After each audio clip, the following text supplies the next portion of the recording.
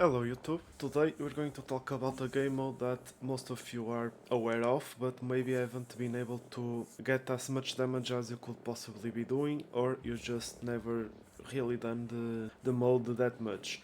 It's a game mode you have to do every day if you want to grind the game efficiently for the Blessing Stones, since the game mode will give you the required resource to craft or fusion Blessing Stones. So the game mode I'm talking about is of course Power of Destruction. In Power of Destruction you have to complete first the normal mode, and then you get the easy mode, then you get into the normal mode.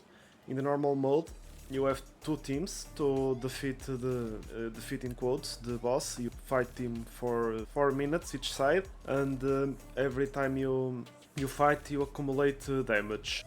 If you're not a whale, probably hard to get that much damage done, but there's ways to increase your damage overall, and the best ways to at least get the max damage you can possibly do your current stage of the game. Maybe you haven't gotten decent artifacts, or you're still not max level, so it will take a bit of time for you to get even higher and higher damage, but until then there's ways you can improve your damage to get the rewards. As you can see, once you get certain thresholds of damage, you gain Powder of Blessing, which is the resource necessary to craft Blessing Stones, and the higher the damage, the higher the amount of Powder of Blessing you can obtain.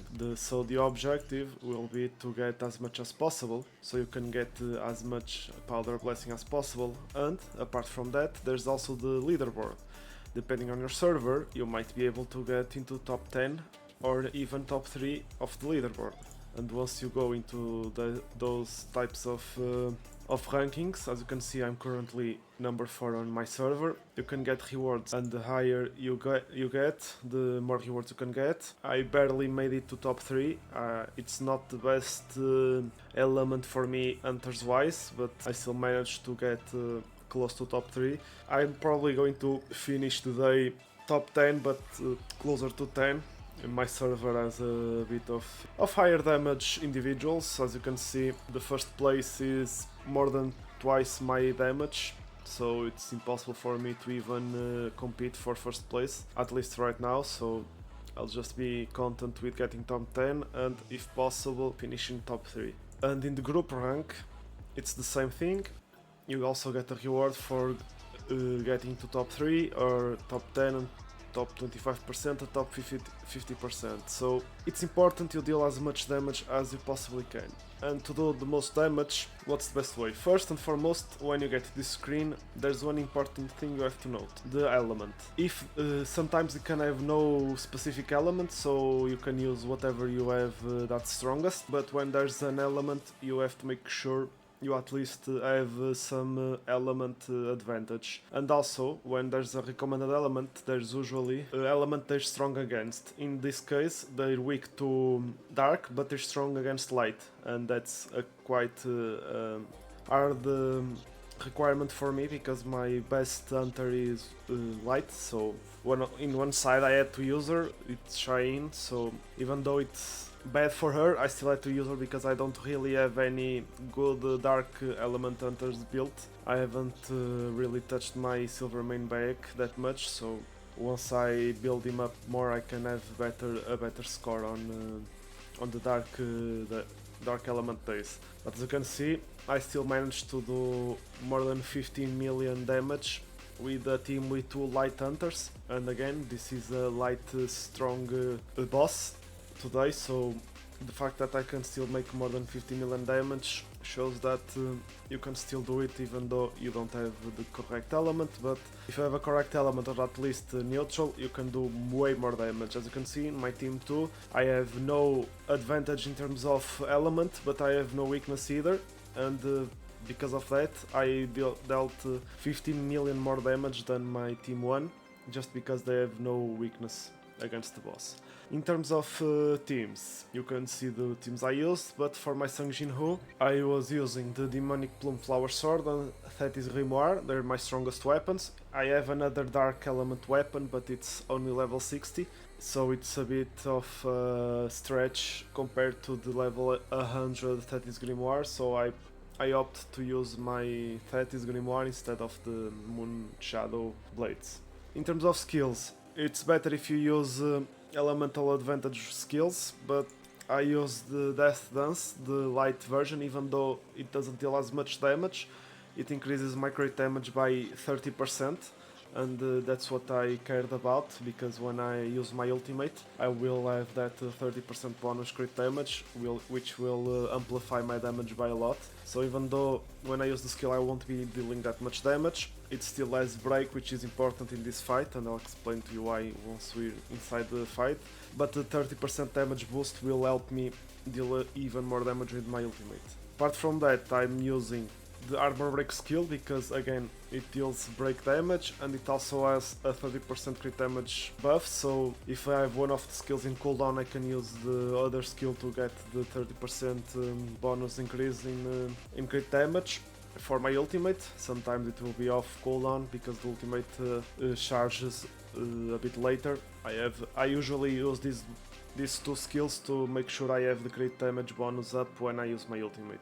Of course, if you have a dark skill, it's better because we'll be dealing more damage. But I'm using two non-dark skills because of the crit damage bonus and because of the break. In terms of artifacts, I'm using the new set, the Burning Curse. If you can get the new set, it's way better than the previous ones because of the stats, and the set effect is also good. It increases your damage dealt by 20%, so it's still a decent effect even though it's only 4-piece set, and the force set effect only recovers HP, doesn't really increase your damage, but stat wise it's way higher, so I'm opting to use that. And in Power of Destruction, this is the best set, the expert set, because it will increase your attack by 160%. When you're fighting long enough, it will eventually go to that level, since you're fighting for 4 minutes straight, and you probably can't kill the boss. If you can kill the boss, then you're probably a whale with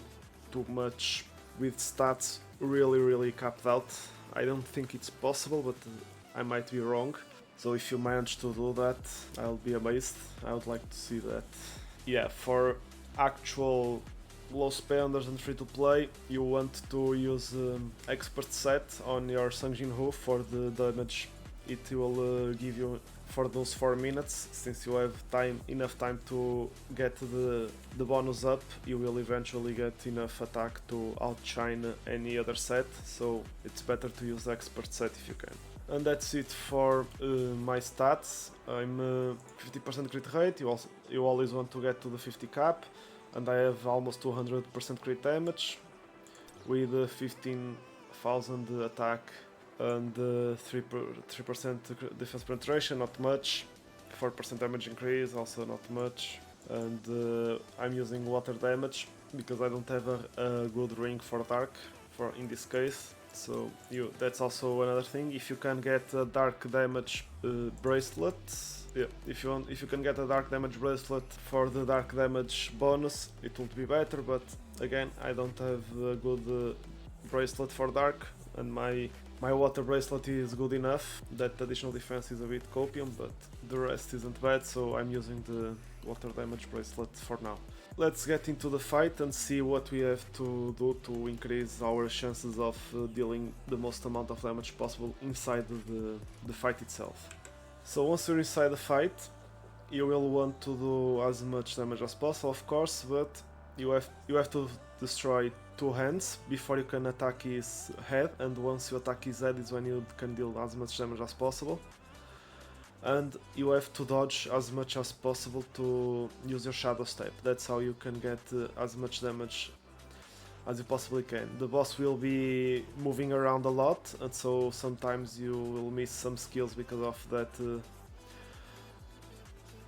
Those movements. He uses his hands to attack a lot, so once he's using his hands, or when he's using this Fire Breath attack, you won't be able to hit him.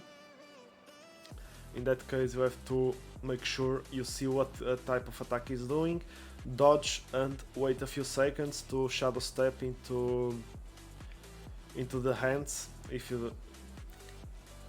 they're still in the hands, if you're on the face, you just attack the face. As you can see, I waited for the last hit of the Shadow Step so I could I could dodge into him and save a few seconds, and try to get the Shadow Step debuff on the dragon, but I used the jump too early.